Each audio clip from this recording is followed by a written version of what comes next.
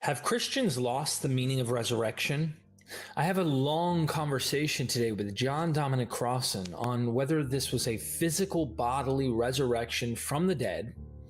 And this conversation steers in a direction where evolution, facts, play a significant role in how John Dominic Crossan understands the world around him and how he views biblical history.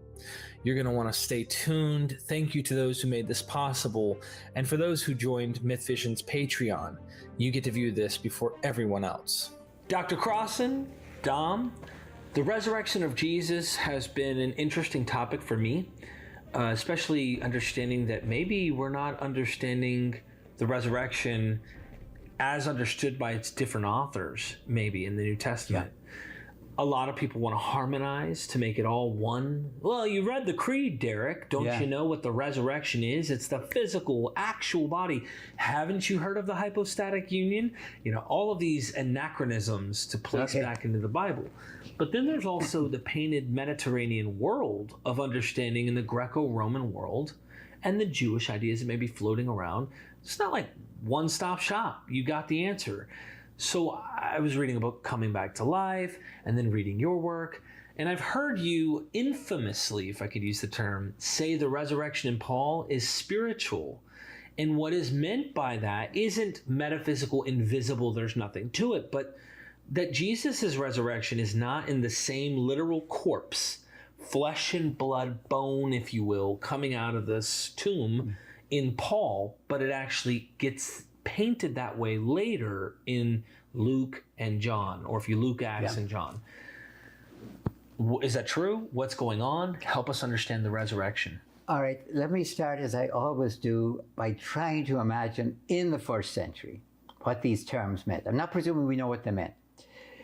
In the first century, for example, there were two ways of imagining let me use a neutral term, the exaltation of an individual who had done something of extraordinary value for the human race. And you're not going to say, he just died in his tomb.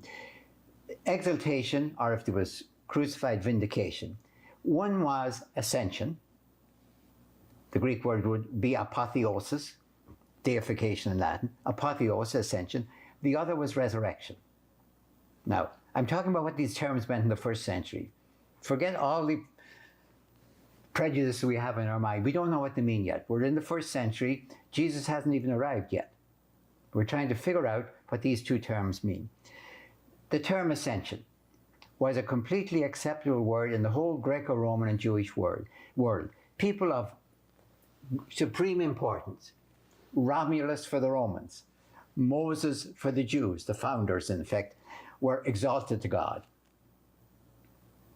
They just taken up to the God or the gods. That's called ascension. Now, you could argue if you wanted, what kind of body would they have? And any Greco-Roman would just say, well, if you could recognize them, they had to have some kind of a body. Even when, Hector appeared to Aeneas to warn him, get out of Troy, it's coming down. How did he know it was Hector? He didn't have a sign, I am Hector.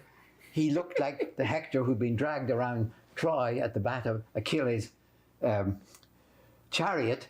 And I think the Aeneid says he was grim with gore or something like that. He recognized him because he was what he expected. You had to have some kind of a body. Now, Paul says, what kind of a body? That's the question which inquiring minds in the first century wanted to know. And the answer is, there's different types of bodies. Paul's answer. It's the only answer. When Aeneas went down to Hades to meet his father, how did he recognize his father?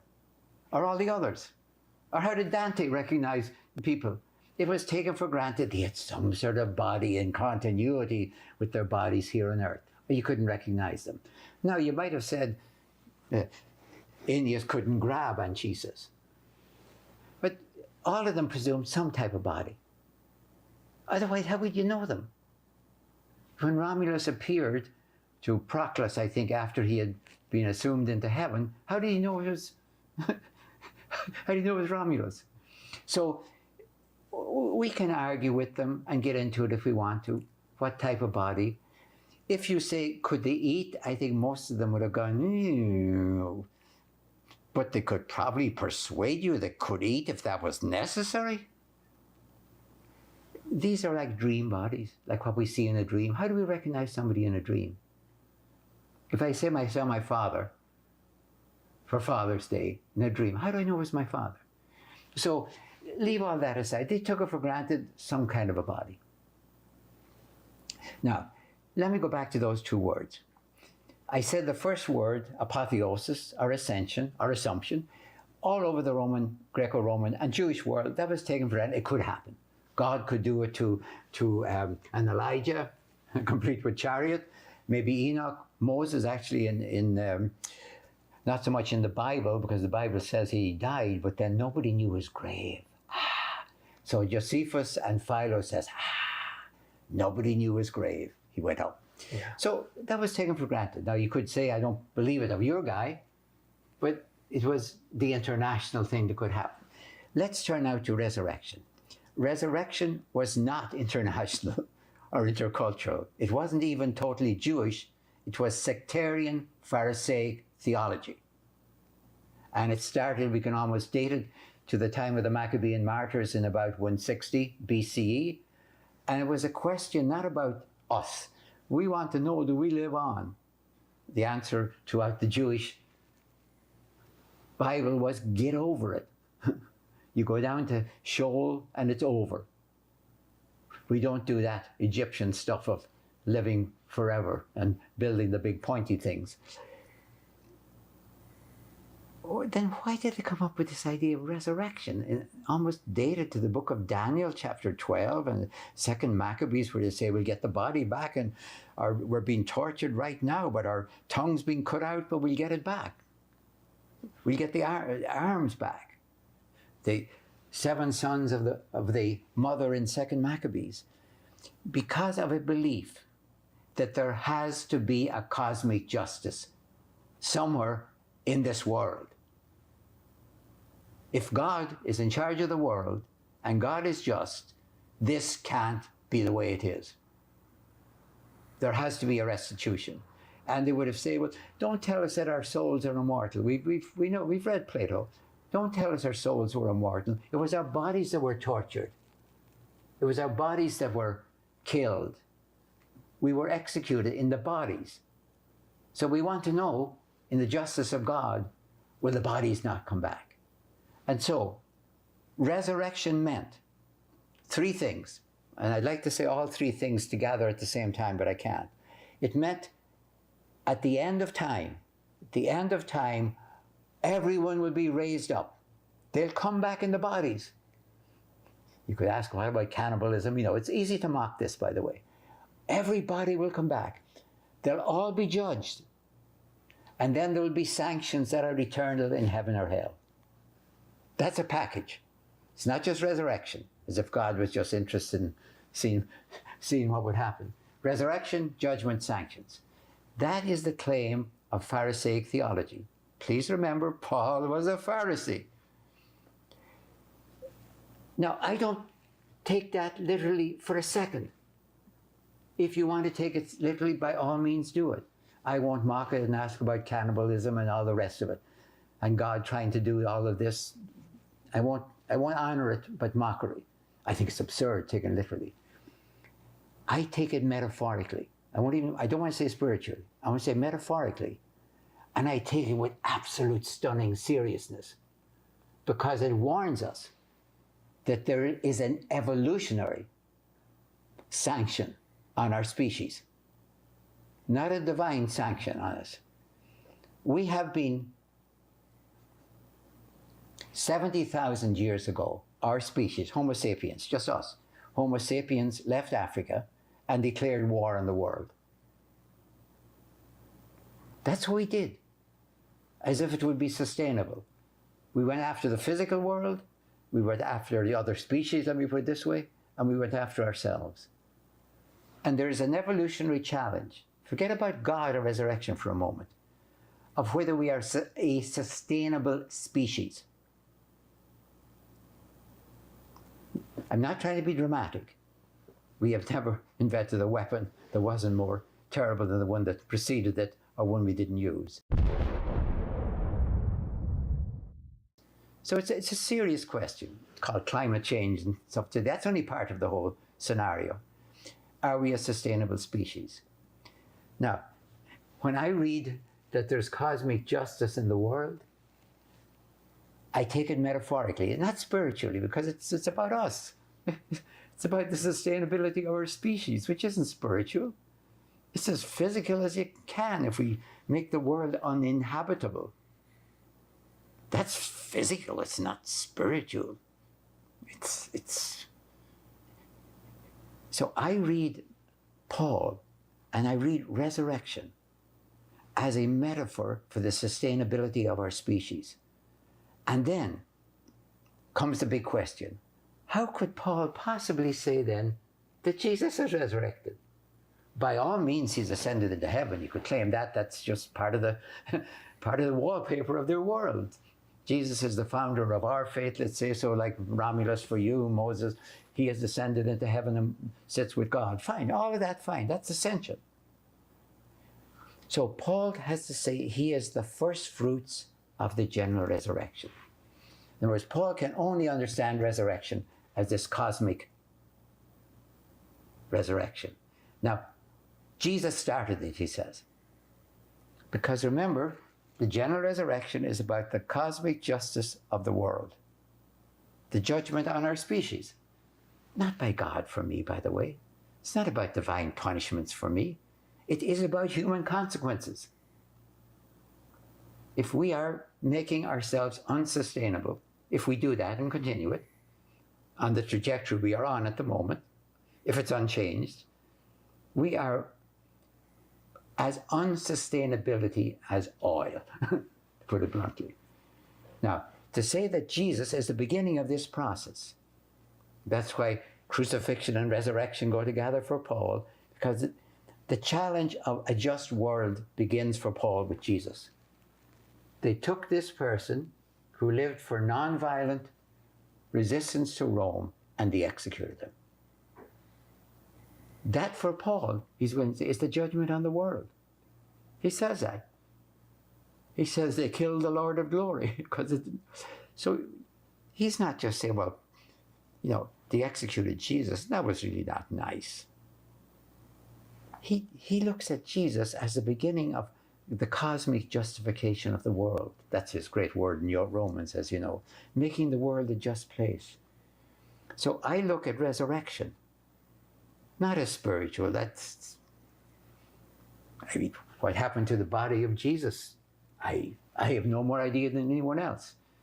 But I'm certain it didn't come walking out of a tomb. And if it did, most people would have said then he ascended to God. Most people would have said ascension, not resurrection. Resurrection was a sectarian. Quite frankly, I know of no author in the New Testament prior to Paul. Now remember that the Gospels didn't come prior to Paul. Who ever used resurrection in the Pharisaic sense. How do you know if somebody uses the term raise up? They're not talking about ascension. If you use the word anastasis, that's the giveaway. Apotheosis is ascension, anastasis, usually anastasis necron, the raising up of the dead ones. So anastasis necron, that's why Paul says in 1 Corinthians 15, if there is no anastasis necron, there is no general resurrection, there can't be a Jesus resurrection. No Jesus resurrection, no general resurrection. And the first time I read, I went, wait a minute, Paul, why couldn't Jesus have his own little private, individual resurrection just for him as Messiah and Son of God? Paul would say, but you idiot, Dominic, don't you understand that resurrection is about the human race? Jesus can be the beginning of it, but you couldn't have a solitary resurrection. That's not what resurrection means. You can have a solitary ascension. So I'm going to be very blunt. I don't think most Christians have a clue what resurrection means. If they were talking to Paul today and they heard him say to them, there cannot be a resurrection of Jesus without the general resurrection, they would want to say, well, why couldn't it be just for Jesus? General resurrection, whatever, leave that aside. these are part of a justification of the world. And I would translate that into our language as the sustainability of an unjust world. And what makes it unjust is that it is not a fair distribution of, the Bible would say, of God's stuff. And I would simply say in my language, it's not a fair distribution of evolutionary stuff. So you can't fight evolution. You can argue about theism or atheism, or God exists, God doesn't exist, and it's lovely stuff. You can't argue about evolution, whether it exists or not, as far as I know, any more than you could argue about gravity. I really don't believe in gravity. I think, I can go up to the 30th story of a building and when I hit the pavement, then God punished me. No, God didn't punish you. Human consequences. That's the result. So I would ask people, please, back up. And I'm talking equally now, by the way, to literalists, fundamentalists, atheists, theists, whatever. Back up the question to the sustainability of our species and our onslaught on the world. How do you think that's going to go? And if your religion doesn't speak to it, then with all due respect, your religion is at best a sort of a vacation spot, where you go for a little comfort, and it's lovely, and the music is great, but it has nothing to do with reality. Because evolution is running the show. I leave it completely up to you if you think there's a God beyond evolution. That's a different business. I'm sure about evolution, and I'm sure of consequences. And so when I hear about resurrection as cosmic justice, I can't simply say, well, it's all about a guy coming out of the tomb, and I don't believe that for a second. And I don't believe we're all going to come up and someday there'll be what it seems to me is, if Paul is right about Jesus being the first fruits, then resurrection has begun, judgment has begun, heaven and hell are running on now in this world. There are options here, not locations in the future.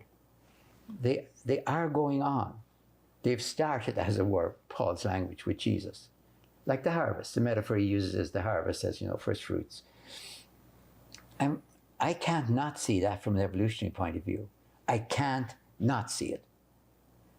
In other words, I'm watching two vectors. One is this whole biblical tradition that goes all the way and comes out in Paul and uses their own language, and I understand that. And I'm looking at it from ordinary evolutionary point of view, focusing a little bit on our species, and especially the last 70,000 years, as I said, and also cosmic evolution. And I see those two vectors crossing. So I kind of try to be bilingual. I can speak the Bible, because that's my legacy. I can speak evolution, because that's the destiny. But it's not just all about, I don't like the Bible, God, Christ, Jesus, Paul, resurrection.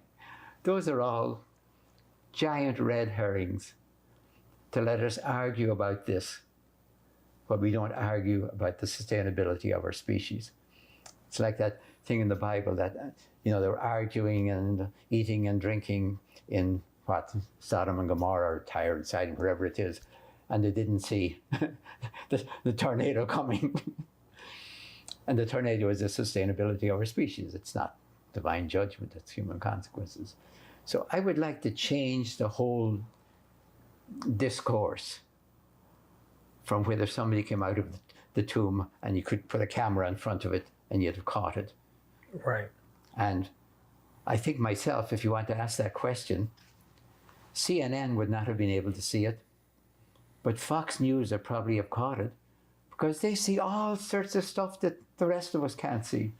So maybe they'd have caught Jesus coming out of the tomb. Don't use that. You're being funny. Yeah. So let me make a point. So for me, as someone who's ontologically, I don't believe, in the biblical, but I also try to empathize and understand. Yeah. I really want to know what they thought, what Yeah. they meant, right? And I think what you're doing is you're trying to understand that. Dr. James Tabor talks about it and calls it cosmic transformation, that he thinks a cosmic actual metamorphosis is going to happen. It's not just humans, it's all existence of all things, it seems, even though humans play a significant part. And I get it. I like the evolutionary model. My question is, do we need the language of the biblical account? Because from what I understand, I'm reading Paul, and let's just interpret Paul the way you're describing this and using the human, the evolutionary language. He's using a tradition, but let's try to cross them. Paul thinks it's all going to happen real soon. Yeah. He's wrong about that. Yeah. He's wrong about this soon. Whatever is supposed to happen is supposed to happen in redemption of the world that's groaning and mourning, and it's having this pregnancy pains that it's about to happen. All that. Do we need the biblical account to really? I guess my point is it's cool to reference that and say, hey, here's someone in the ancient world who saw a problem with the way humanity lived and was. But do we even need it to explain what we're seeing around us? Okay. Let me come back to the question of Paul, soon and being wrong on that for a moment. The reason we need it is this. My wife and I live in a condo on Lake Minneola. We look out to a magnificent grove of old oak trees, live oaks. They're a pain with all their leaves coming down all the time. They're maybe 100 years old. When the hurricanes hit the east or the west coast and the wind hits us, and you look at those trees, and the branches are still as gorgeous, but it's the roots that are holding them. And you pray for the roots. The branches look gorgeous. If you look out the window, a single branch can span as far as your eye can see to left and right out the window. And you try not to think of it over your roof. We're on the second floor, by the way. Our roof is the top. So I take roots very seriously. We don't see them. All we see is those gorgeous branches. I don't think you can operate without a tradition. I think that's why so many things start and stop, start and stop. And I think I'm afraid that the internet is seducing us into thinking that, as long as we have all these people out there and all these people like everything, something is happening. We've too many examples now of things that didn't work out using the internet, and things that worked out when they were built up slowly and carefully from the ground up, like Martin's Luther King Jr., for example. So I think you have to have a tradition, because I don't see it anywhere else. I see people who are talking about this problem or that problem, and the real problems. I don't see anyone having a serious discussion about the sustainability of the human race, seriously, politically. Now, a second reason why we need the biblical tradition is because some people are reading it wrong. If I was in France, where they don't do much with the biblical tradition, I probably wouldn't be talking about the biblical tradition. I would be asking them, where do you get your long-term roots? Your long-term root, your tradition. I don't think you can operate without a tradition. I see too many young people magnificently enthusiastic for justice. And I just hope they can sustain it without being burned out. And I think the web will burn them out faster than anything else, I'm afraid, because of the illusion that something must be happening when so much is happening. And then we find it's just gone. It was a movement that kind of is gone. It's like Occupy Wall Street. Jesus started a movement that I call Occupy the Lake, Occupy the Sea of Galilee, but it had a deep tradition behind it. It had traction as well, because it said, here's how the tradition of God's justice on earth and God's rule for earth applies to this lake that Antipas has taken over and dumped all the fishers out of it, so all these fishers know this is unjust. And by the way, would you like to join my movement, you fishers? And when I take you fishers into my movement, I'm taking you away from Antipas. So you can see how the religious, the political, all comes together there. Now, I don't know if people can operate without a tradition. It's not my experience. I don't see it. So good luck to them. Good luck to it if you want to work without a tradition. Now, The biblical tradition, I don't know whether it was because of knowing the biblical tradition deeply, profoundly, thoughtfully, and spending years not only reading its texts, but the other texts of the same time, and exploring all over the Middle East in days that you could travel from, from Iraq to Iran by boat across the Persian Gulf and there was no problem. The biblical tradition to me, I think, is what made me aware of the evolutionary tradition. Before that, well, yeah, people talk about that, and of course, I accept it. Like I accept whatever scientists tell me, but didn't have much. You know, it was nice. That's where we came from. I didn't see the projection clearly. I could see the projection in the biblical tradition. This is how we must live. They would say, "Our God will punish us," or something like that, you know, or it won't work, or something. I began to see, well, they might have a right vision of how we should live, but maybe it's human consequences, not divine punishments we should be watching for. Because I see the human consequences. I see that the Assyrians, the Babylonians, the Medes, the Persians, the Greeks, the Romans, all came and went. Now, I could say it was divine judgment, by all means, but if I don't think it's divine judgment, empires all go. And they all thought they were the ones that were there forever. So now, is the American empire then right? The one that's the exception? Or is it just one more of the same? And then it'll be the Chinese empire? Because you do seem to be traveling westward all the time. Are these human consequences then? Or can we debate, do you think God really punishes empire? I don't think God cares about empires. I think it's just that they get too big. Are they doomed internally for evolutionary reasons? Granted, they're not doomed because God punished them or sat in the judgment like Daniel 7 and said, "You're all finished." Yeah. So I don't want the discussion to be, do you think God exists or not? Because that would take us away from what we are certain about, is evolutionary works in one way, and it seems to work to the fairness for everything. Now, I don't think it should be, by the way, so fair to hurricanes. If I was running the world, fairness would be distributed slightly differently. Right. I think the way you're looking at it is a good way of looking at it, because so many have taken it literal, and of course you're trying to say, no, give them a little credit, even if they were wrong in some respects. We're going to be wrong in a century anyway. Yes. I mean, I hope our descendants look back and go, they weren't idiots. Yeah. I mean, they were definitely wrong, but they weren't idiots. Yes. And let's build off of that. Let's perfect it. Let's change some things. Maybe Paul's right about this. Yes. Paul's wrong about that. Be fair and don't just go, ha. Too often that happens. Yeah. So I'm with you on that. And I think that I'm trying to give people who are skeptics a better name for not just, just stupid idiots. No, the same way an archaeologist, or let's say someone who's digging for fossils, take serious the fossil record. Yeah. Right? They don't throw fossils to the side. They investigate and look at the fossils. They want to understand the creature. What did the creature experience? What were they doing? How did they populate? What was their environment? Et cetera, et cetera. Yeah. I'm reading the Bible the same way. And it also paints a picture of the way our thinking was, what we did, positives and negatives, you name it, whether it's misogyny, it could be who knows what, it might be slavery. These are all fossils in literature of humans in our past, and maybe where we're going, and I think we can learn from that. However, I don't read it in the ontological sense, like people today will think that you're reading it in this a religious sense of that, but there is something to say about, if you learn history, so we don't repeat it, the bad things, maybe there's something we can learn that's good that we can repeat that are good.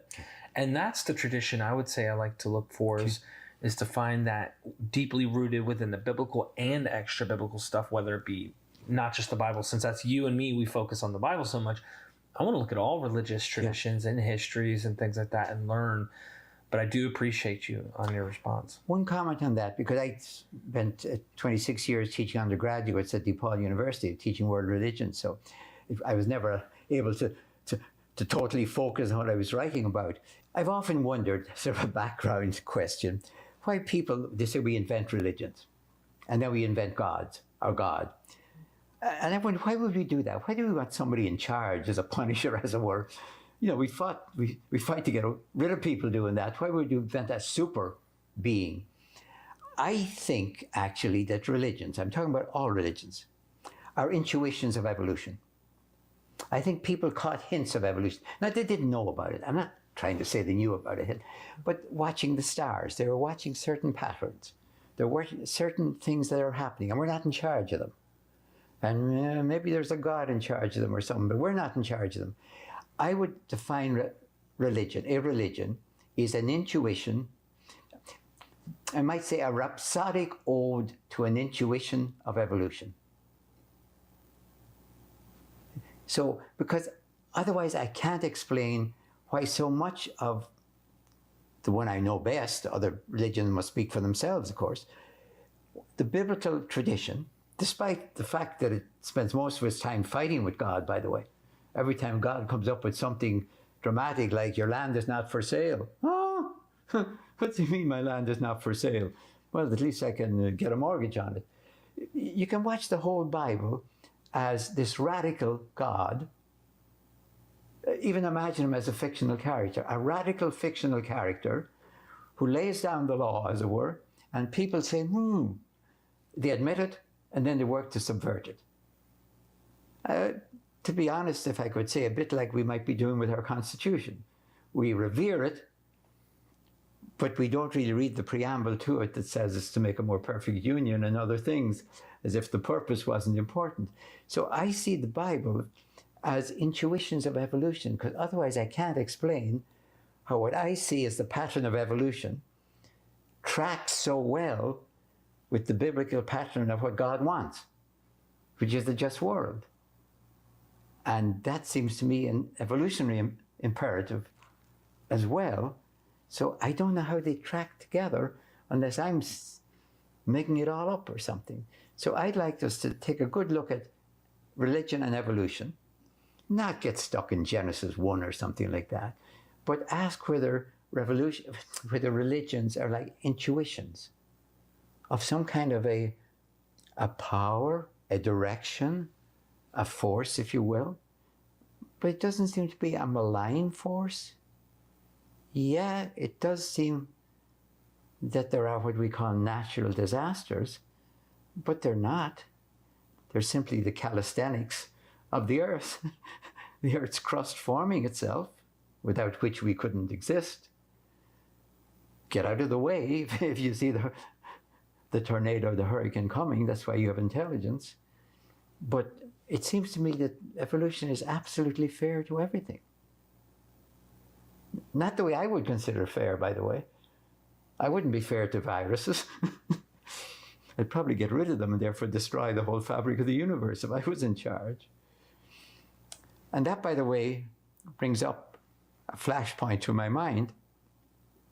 If you're looking at the biblical tradition, and let's say Paul, it's very easy to say Jesus possibly, and Paul certainly, thought this magnificent vision of God's rule and how the earth should be run justly would be over within their own lifetime. It's disputed about Jesus, but I won't argue. If Jesus said it would be over in his lifetime, he was wrong. I'm not an apologist for Jesus or a polemicist against him. Let's focus on Paul. Without a doubt, Paul thought it would be over in his lifetime. He uses we in Romans and Thessalonians. We. He thought it was going to be over in his lifetime. Let me tell you a parable. Once upon a time, there were two countries. They were both smitten, good biblical term. They were both struck, smitten by a pandemic. The leader of the first country, country A, let's call it, said, everyone must wear a mask. Under fine, they must wear a mask, and if we do it, it'll all be over in 3 months. The leader of country B said, don't waste your time wearing masks. Don't wear masks. It'll be over in a year. It'll work itself out.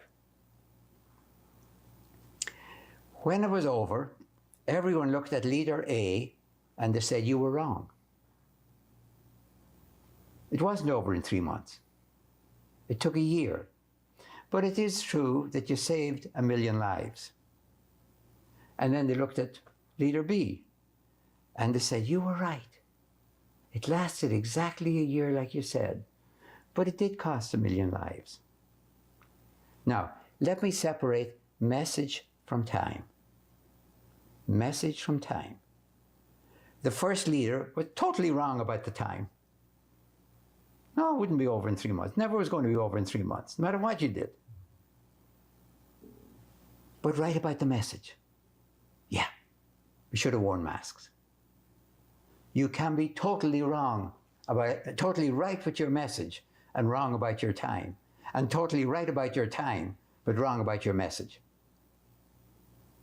So when I look at Paul, I have to ask myself, if the only thing he had to tell, if the message was about the time, if that was the only thing that the person said, if the first leader had said, for example, it'll be over in 3 months, he was wrong and an idiot.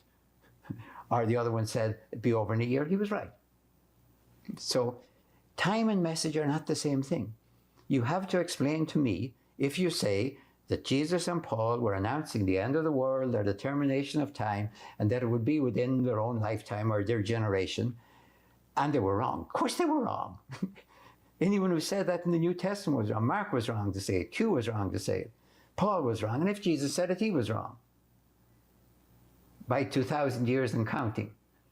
Unless you want to cheat and say, well, they really meant 2,000 years plus 23 or 25 or whatever you want to do. Mm-hmm. If you're trying to be honest. No, they were wrong. Were they wrong in the message?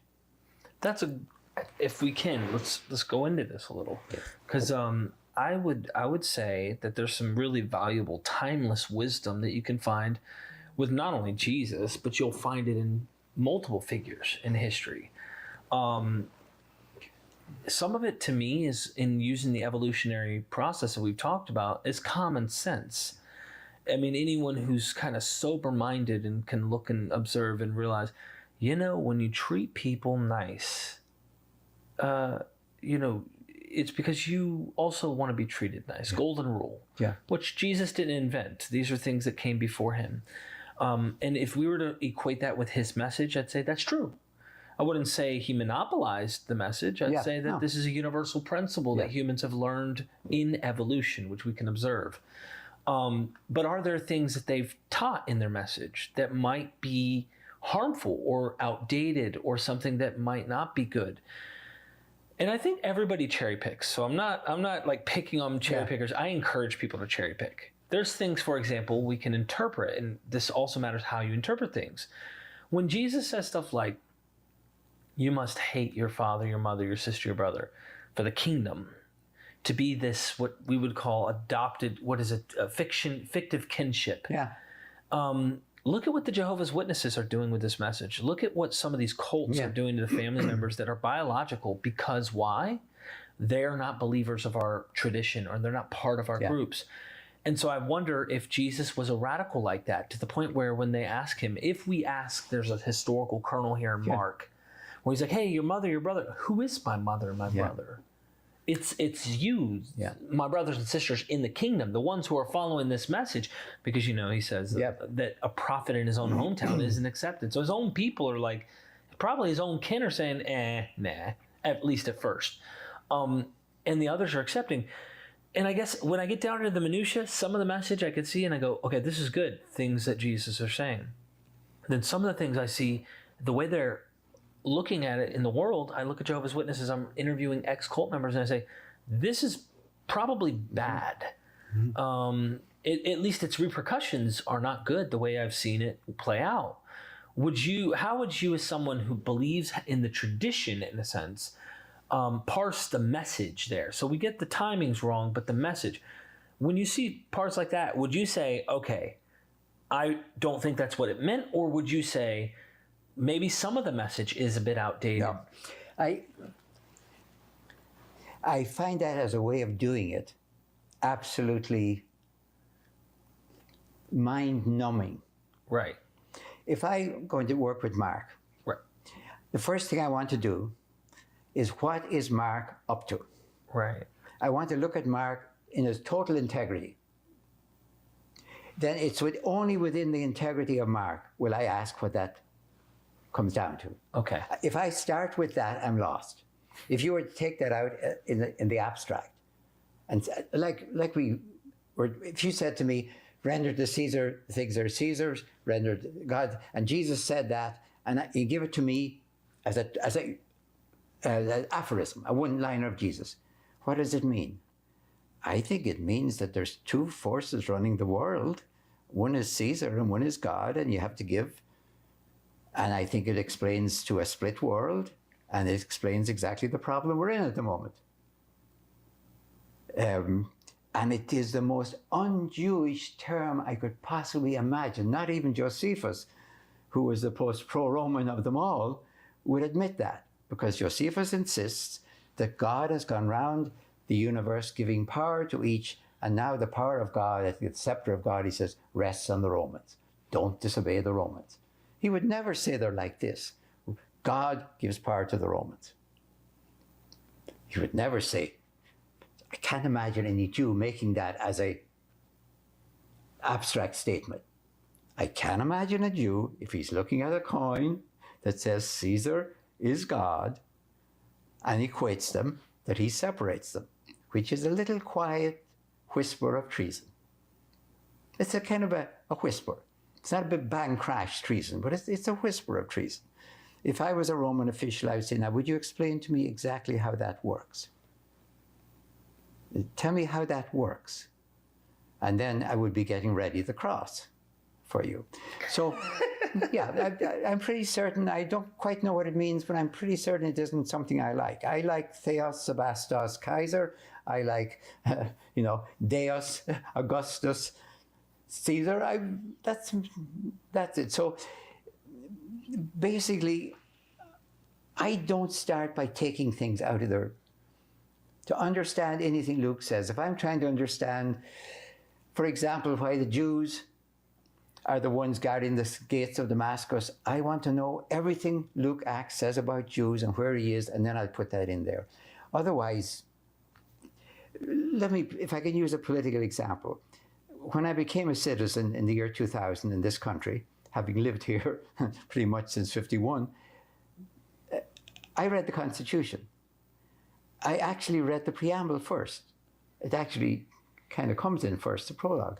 And it gave, I think, 6 reasons, I won't remember them all, to create a more perfect union, I thought this was lovely. I thought, well, that's the purpose of the Constitution, so it must rule all the amendments. So you can't have freedom of speech, meaning freedom to lie, or freedom of guns, meaning right to kill, because the preamble says that's not. And I've been trained in the Bible, and when the Bible says the purpose of this law is in order to do some, then you have to judge the law if it's working according to that. So I understand things in terms of their purpose. So even when I looked at the Constitution, I couldn't understand how you could live by the Constitution and ignore the prologue. I just didn't understand it. Because I was trained in the Bible that if you trying to understand the laws, say, of Exodus, if the law of the Sabbath, where it says, so that your slave may have a day off, so that, okay, so the purpose of the Sabbath is not so that I, as a homeowner, can sit around and everyone take care of me. Everyone gets a day off. Even my ox and my donkey. My draft animals get a day off too, because it says so that. That's the purpose. So when I'm reading this, I'm watching for purpose all the time. And I'm watching regularly in the Bible how the function of humanity is to beat divinity. Because along comes God, says, and he makes magnificent things. You can't buy and sell land. The land belongs to me. You're all tenant farmers and resident aliens. That's Leviticus. Says the Bible. That's no way to deal with land. Can't buy and sell land. Well, I'll mortgage your land. I won't buy it and sell it, but I'll possess it when you default. And I can see the Bible smiling. We've beaten God. And I watched that going through the entire Bible up to Jesus riding into Jerusalem on a donkey and coming back on a war horse. Of course, we don't like this this peace donkey stuff. Get it over, Jesus, and come back on a war horse with a knife, with a sword. So I watched the whole tradition. And if you ask me anything, let me take the example. What strikes me immediately, if you want to break up families, you break them up husband against wife, siblings against siblings.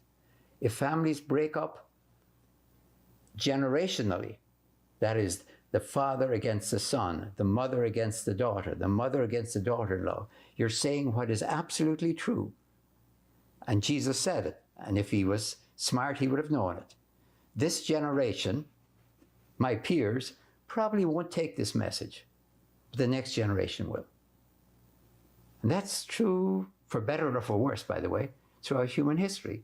The real big changes, people who got used to that way of doing it don't want to change.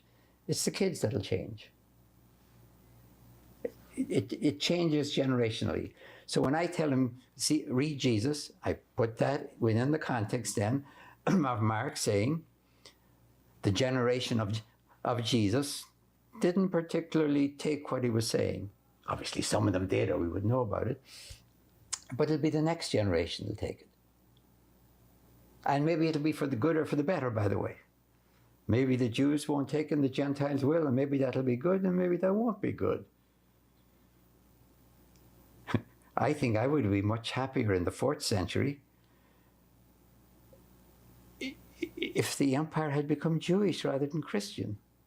Because the Jews had been operating with empires carefully for at least 500 years or maybe 1,000 years. I think they knew better how to not be suckered by an empire. I think they knew how to handle Constantine. They had grown up handling Ashurbanipal and Cyrus and Augustus. Yeah, they probably could have done a better job keeping Constantine in his place. So, I mean, I look at the whole tradition always, and I put every part in that. And so it's the sweep of the tradition I'm looking at. And therefore, something like Revelation fits in with me with the expected refusal to accept the nonviolent Jesus. I'm expecting it. If I didn't have the book of Revelation, I know it's somewhere in there, somewhere in some text we've lost. Because the pattern of the Bible is this radical God asserts a radical vision of distributive justice, and the tradition, which is ordinary people like you and I, not evil people, quietly admitted to their credit, and then kind of subvert it, get around it one way or the other. Same thing happens to Paul. Paul is a radical. Luke is a liberal. So he tamps down the anti-Romanism in Paul, and it comes out as kind of almost pro-Romanism. Now, the reason I know how to judge that is because I've been watching that since Genesis 1. It's the pattern of the Bible. God proposes, we disposes. Divinity proposes, humanity disposes. But it does admit the vision before it sort of subverts it. If it was all subversion, it wouldn't be worth reading. Thank you. Have Christians lost?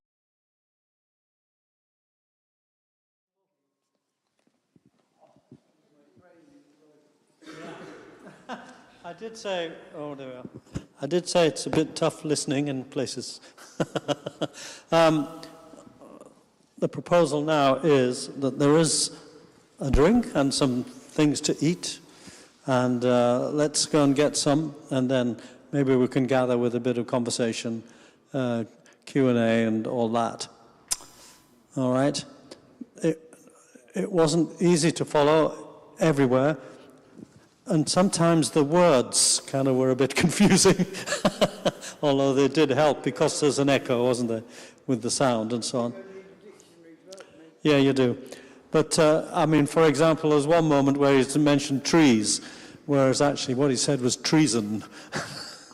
And that's something very different. Okay, so there's some juice, there's some red and white wine, there's lots of wonderful, well, actually a lot of Indian nibbles. So go and help yourself, and then we'll come back together for a short while. Is that okay? So let it sink in. You do need to give your brain a little bit of a rest. But you worked it out, didn't you? Yeah. Trees and trees and...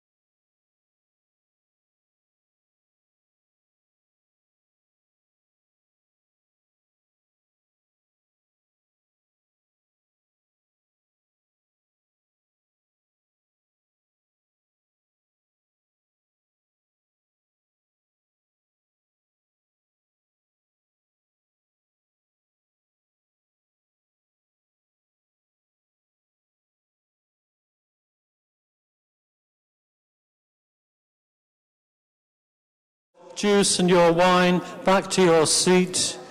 You got to let them go, Vicar. So, back to your seats, please. Back to your seats. Otherwise, we won't get there. We sit in any seat. Yeah. But thank you for... Here we are.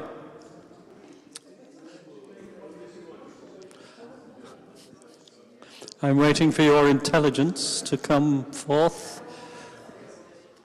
I'm waiting for your intelligence to come forth. No, I'm good at waiting. Right, everyone. Seats, please.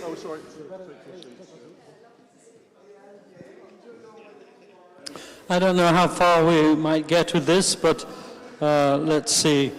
At least we have the opportunity for a little bit of comeback. I'm just going to put this up here. As I said earlier, I fully realized that the conditions and so on weren't absolutely the best. It wasn't always easy to hear what people were saying and then to hear what people were meaning, really. And some of the words up there that came underneath didn't really correspond to what was being said. That's just how it works sometimes, isn't it? But you might have some thoughts. I'm not sure I can, if it's up to me, but to answer them all or give a reasonable response in the light of the presentation. I think I know what Crossan is on about most of the time, but not always. So I can try and respond in that way. If I can't have a decent answer, I'll tell you so. And we'll blame him even though he's not there anymore. Okay, but, just comments or what's in your mind. What's come across to you from that presentation? Anybody want to start us off? Here we are. You have to do this. I fully admit I found that very confusing. I thought the title was about resurrection, and I thought he touched on it, and we got the sense he didn't mean it's not literal, as his expression, and that's I thought he was going to develop that theme, which he started to, and then we went off into evolution and all sorts of other sort of avenues. So I'm left sort of, I'm not quite sure really what he was trying to tell me about about resurrection, other than it was different from ascension, from the sort of ancient, going back to Moses. And it just felt there was a quite a large hole that needs filling in my mind. That's sort of my initial feedback, if you like. Anyone else? I'll say something about that in a minute, I think. Anyone else? It's true, he wasn't talking about the thing as a literal, the resurrection, the notion of resurrection, literally. And what would that be anyway, you see? But interestingly, neither spiritually. What would that be? There was a nice line in there. They would have read all their Plato, and it wasn't like that. The return of the soul to heaven or to God or whatever. Not like that, in the way that he's reading the stories. But metaphorically, I mean, that's to say, here's a story with a deep, deep meaning, and he wants to stress the deep, deep meaning, I think. And that developed in the second half of the talk in relation to evolution. But again, that was pretty hard to follow, perhaps. Yeah. Anybody else? And I'll just say a bit more in a minute.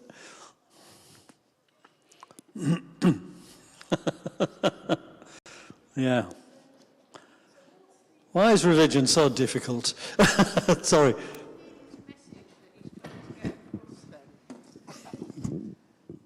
I didn't really quite understand what the end message is that he's trying to get across. Is he saying that he doesn't think the resurrection happened at all? Or that's what I was sort of, I just didn't think that's what I thought he was saying, but I'm kind of hoping he wasn't.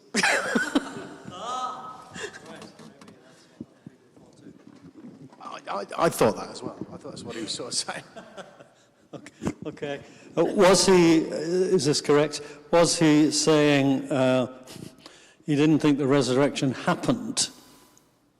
Yes, he was saying that in the sense of some kind of literal body coming out of a tomb sense. Okay? And there'd be various reasons for that.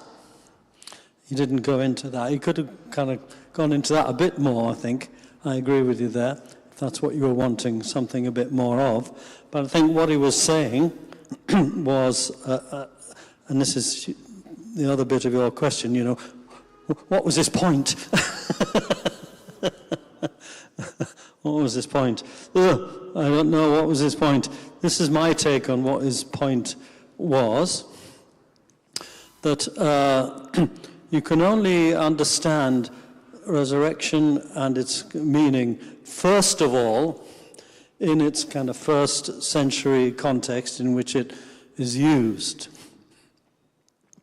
And that first century context, mainly on Paul, was that the resurrection, as he talks about it, was the kind of first fruits of the general resurrection of the dead. That's to say, at the end of time, and he said this, I think, the end of time, you know, everyone gets raised up. That's to say, a bit like Stanley Spencer's painting. You come out your tomb, and with some kind of body. And, you know, if you want to say, does it eat? You go, maybe. It's funny things that he had on that. At the end of time, we're all raised, and then there's the process of, you know, whether you get, well, you'll get judged, and then the third thing is, you know, you either go up or you go down, right? And that you can't understand, this is a first century thing, you can't understand the resurrection of Jesus and what it's trying to say and what it's meaning without understanding that sense in which it's part of the general resurrection of the dead at the end of time. And Jesus is the first fruits, i.e. the one that kind of say, right, it started. We're off. So, in other words, if you say, well, does Jesus resurrected? No, that's not the question. The question is, what can it mean for us now if it's like that then? I think he did say, you know, if people asked Paul to tell them about it, you know, did he rise from the dead and so on, he'd say, well, you can only understand it in terms of this general resurrection of the dead at the end of time. Because that's the bigger picture in which the idea happens. Okay? So I always think of this in terms of, there's a little snippet in Matthew's Gospel, that's all it's in, where in the Passion narrative it says, and after Jesus' resurrection, the people got up and walked about in the city. You think, oh, my word, is that what happened? You know, in their bodies, they walked about in the city after the... So they were the kind of bits of general resurrection of the dead that Matthew's kind of pointing to, you see. And we never pick up on that. We never talk about it because we haven't a clue what that might be, what that might mean. Oh, there's Auntie Betty. There she is. Are you all right? No, okay. You know, it's not like that. There it is. So, and that sort of perplexes us, I think. But you can't understand the idea of resurrection of Jesus without that general sort of background. So that's his approach as a historian, first of all. Okay?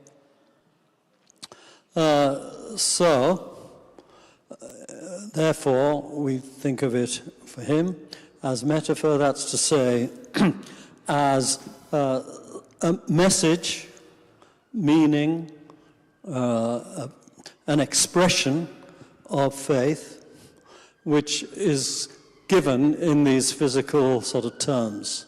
So the stories of resurrection, he could have gone into, thank you, could have gone into this a bit more, I agree. So the stories of resurrection are, as it were, reflections about the meaning of it, not the other way around, which is what we kind of get. And anyway, what's the it? All these Gospels talk about it, and Paul talks about it in different ways. We haven't got no camera, as he said. CNN would say, oh, we haven't got anything. Fox News would get everything. I thought that was one of the best bits.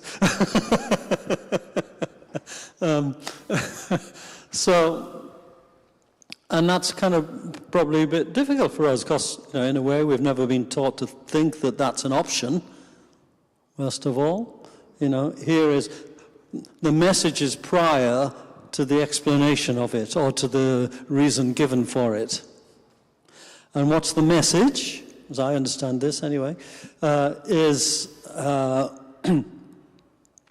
there's something about the notion of, in the biblical terms, the justification of the world and the justification of God's relationship with the world that's required in the face of negative things, in the face of evil, in the face of suffering, and so on. So he was very good about the Maccabees, you see, who was slaughtered totally innocently. So how does that fit with God's justice? That's no good, is it? So that's only then, the 2nd century BC, only then they say, well, there must be a kind of resurrection that puts God's justice right. Otherwise, it's been rubbished, because these people were slaughtered kind of innocently, and that's not part of the plan, as we understand it. So there's got to be the resurrection in order to put the plan right, in a sense, to justify God. So that's how it arises. So how do we think about the justification of God in terms of the world as we know it now, where they got the end of time wrong they got the end of time wrong in the 1st century. So what does that look like sort of now? What can the justification of God mean now? And it then comes down to us, as it were, to pursue the vision of what might be involved in the notion of resurrection. That's to say, a just world, a peace world, a sustainable world in terms of evolution, which is what he went on a lot about. I sat there thinking, how does this fit? So evolution has got a notion of the end of time when the sun collapses, long after we've even been thought of. And that's not God's doing, that's just how the world is. So how can notions of the meaning of resurrection work now if you've got a kind of evolutionary understanding of life? God's sort of in charge of it, but God gives the freedom for it to be what it is. And that's up to us, as he kept saying, human consequences. Think about them. It's up to us to work out the sustainability. But we can be, as it were, inspired to do that in terms of certain ways of thinking about resurrection, language of, but not just pinning it on a body coming out of a tomb, because that's not what it's about. It's about the justification of God. He needs to answer for things, but that requires us to do some of the work. Is that right, Vicar?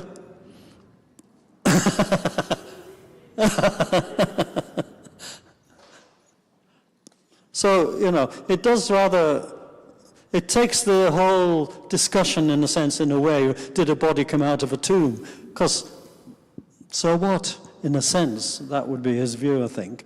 It can come out of a tomb if you wanted to come out of a tomb. The thing is, what are we going to, what meaning is that trying to convey to us? And we can only understand that meaning in terms of our responsibility to create the new world that resurrection stands for, i.e. the justice and peace and sustainability of life. And once you see it like that, it's really quite a strong kind of, is that what we have to do?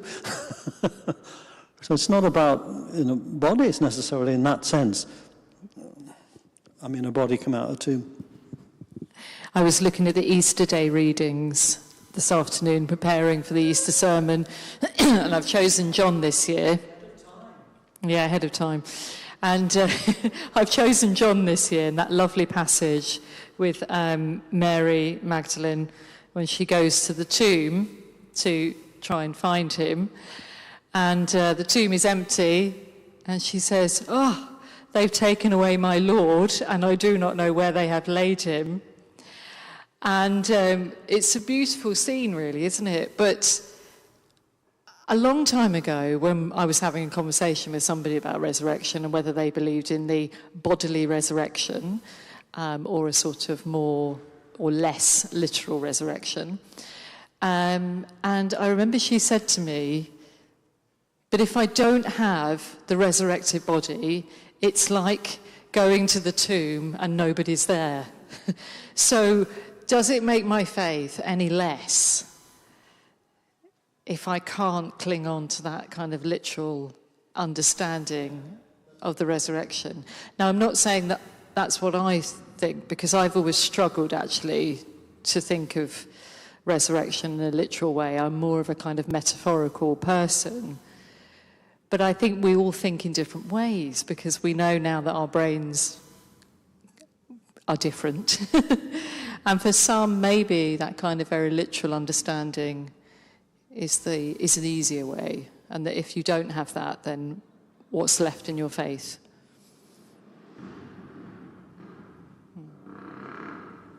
Anybody want to have a thought about that? Well, thank you. It's really interesting because it makes such a good story, doesn't it? And if we didn't have that story to believe in, for some of us it would be, as that person said, I haven't got that story in my head forever. So maybe there is something. I mean, I think this is really interesting, looking beyond the story.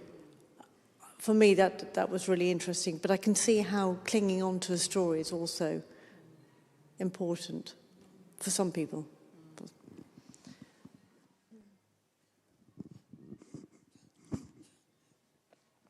Think of other periods in history, the discovery in the early scientific revolution that the Earth is not the center of our little universe, right? So that caused a lot of consternation at the time. I mean, for people within the church, outside the church, and so on. And not everyone believed it. Not all the scientists believed it. The church didn't always believe it, and so on. That, Copernicus and Galileo and company. But we've kind of adjusted to that now, haven't we? But part of the strong reaction against believing the new science was, I think, that if you take away the earth as the center of things, doesn't that remove, the purposes of God from our lives? So it was more a kind of human perception about the place of humanity and the purposes of God at the center of everything. That fits with every God creates a world, and human beings at the center of it all kind of works rather well and fits together. But if you take away the fact the earth's at the center of things, does that take away the thing about human beings being at the center of things and the pinnacle of God's purpose in creation and so on? So that was the problem. Wasn't so much, as it were, the facts of science and suns and planets. Are we removed from the center? Now, is that what's going on here? If you remove physical resurrection, is that taking away something kind of very central, or something, that without which we cannot live Christianly or spiritually? When you think about it, the Bible is actually full of stuff that's, as it were, metaphorical. There's a story of Jonah, gets eaten by the whale and then spewed out on the beach at Nineveh. None of us think that really happened, but it's amazing. Okay, apart from you, but an amazing story, actually, which interestingly gets used in the New Testament as a little metaphor for the Jesus resurrection story. But, none of us bat an eyelid in thinking that this is not a literal story, but, as it were, the meaning of it has some really good insight and is sort of true in its own sense. Now, or you can think of that in all kinds of ways, in all kind of references throughout the Bible. And why do we think that might not apply to the resurrection story, is what I'm saying. In other words, the notion of metaphor as something that is there, and the thing about it is not as literal, but it gives you some profound meaning about something, which is what the spiritual life is really about. That's throughout the Bible. So think of it in that sense, perhaps. I'm sort of defending him now. But that's one way of which to approach these things. In other words, to call resurrection a metaphor is not an alien idea or an alien suggestion.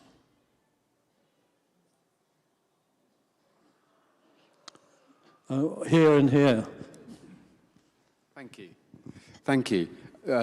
Thanks very much for this evening, first of all, and for putting this on. I really appreciate it. I personally have been a Christian all my life. Well, I think I've been a Christian all my life. Other people might judge differently.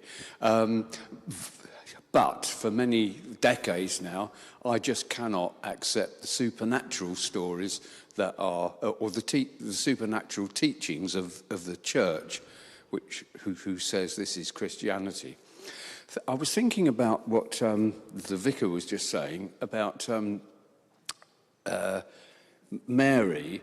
If one sees one's loved ones dead, I think it's quite natural to say that that person is no longer there. They've gone. They are not the person that we knew and loved. It does. And but I struggle because I want to continue following the message of Jesus. And that can only be seen in the context of the church. And yet the stuff that comes out of the mouths of some people, I just cannot believe. I mean, it's just a nonsense. It no longer makes sense 2,000 years later. The resurrection for me, therefore, and this is a comment, I guess, not necessarily a question, but the resurrection for me is that person is no longer there, but what they stood for and what they said and what they were continues, and that message has to be that you do not offer violence for violence, but that you remain loving as far as is possible, and that evolution, as Crossham was saying, is something that we continue towards, and that hopefully the message of Jesus is included in that, and that the only way of saving humankind is in some way, to continue with evolution. Otherwise, we'll kill ourselves. I'm sorry for the long ramble, folks. No, I think you're a cross-hand supporter.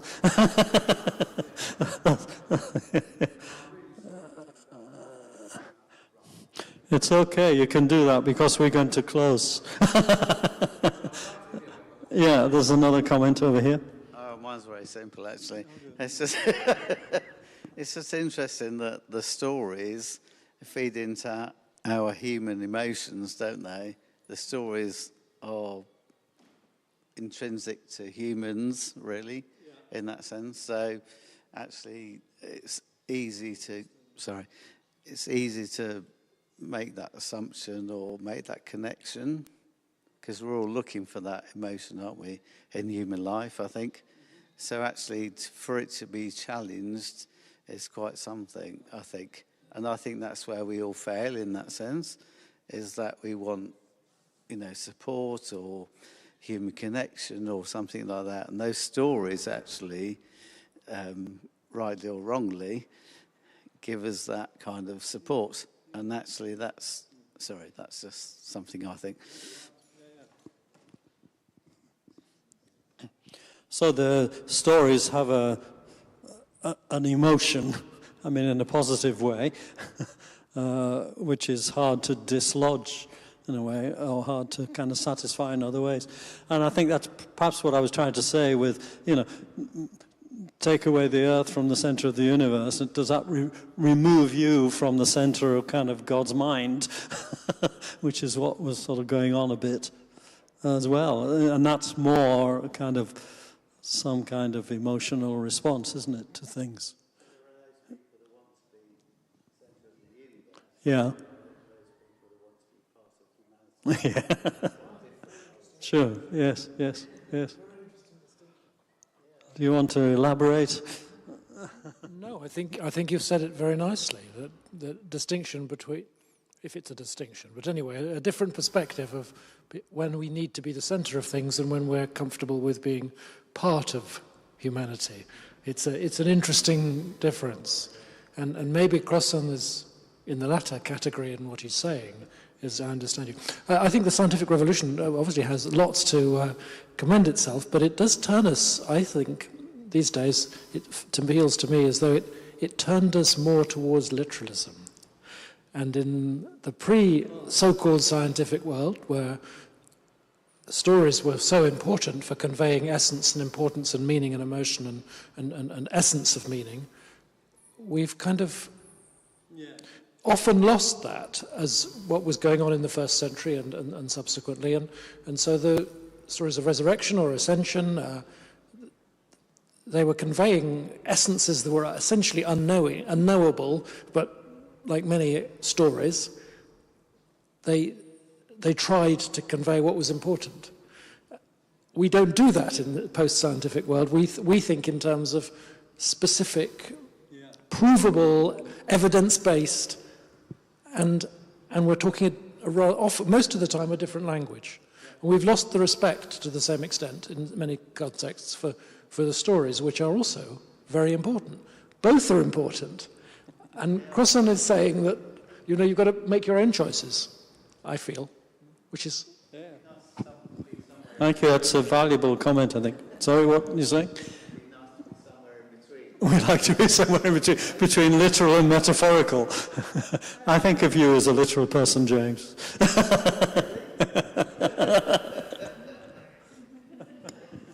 Thank you, Alan. Just to kind of echo what the gentleman behind me was saying. See, I always grew up where my mother used to say to me, I am spiritual with common sense. With common sense. She always used to say that. Okay? So she always, in our church, back home, we were told that what you do to your physical body here on earth, the consequences are on you. But when we were taught about the resurrection, we were always taught that it was divine resurrection. It's not your physical body that's being resurrected, but rather your soul. So we were always taught that, you nourish your soul, you believe in God, you read the scriptures, you go to church, you follow Jesus' word, so that when the end time comes, it's not your physical body that's being resurrected, but rather your soul.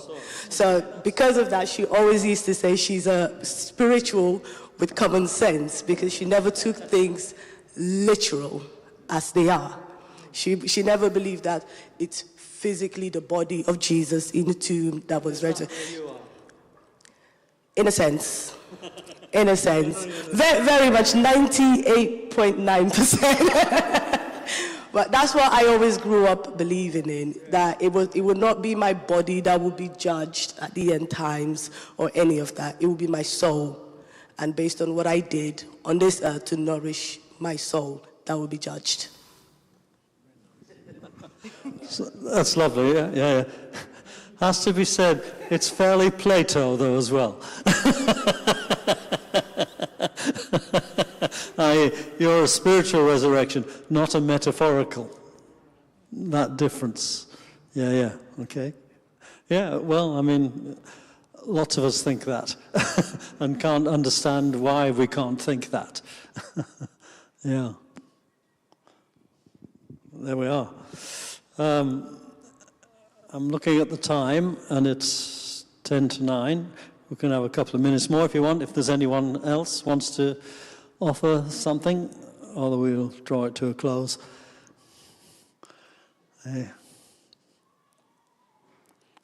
So we're going to draw to a close, obviously.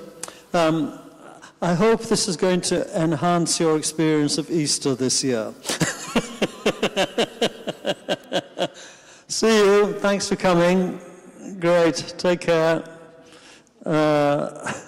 Because that's the point. Easter before Easter. So I hope it doesn't, as it were, undermine or disturb you over too much. But, we're here to be disturbed a bit, because that makes us think a bit more and question and grow, therefore. We grow through our questions, it seems to me. Sorry, I'm turning this into a sermon, so I better stop. Thank you to all the people, Nithan has gone, who worked hard on the technology. It wasn't actually very easy to get set up here tonight for this, but Nicole's been terrific and wonderful about it all. Nithan, who helped a lot, has gone. He's the sort of techie man from the university and singing in our choir. So thank you there, and thank you to those who looked after the refreshments and so on. There, that's it. Thanks very much. Great. I hope it's going to help you. Right. You want to say something? Oh, yes. If you want to hear the rest of Alan's sermon, come back on Palm Sunday, 11 o'clock. And then Holy Week and all the services that are. There's a pew sheet down there if you want to grab the information. Great to see you all.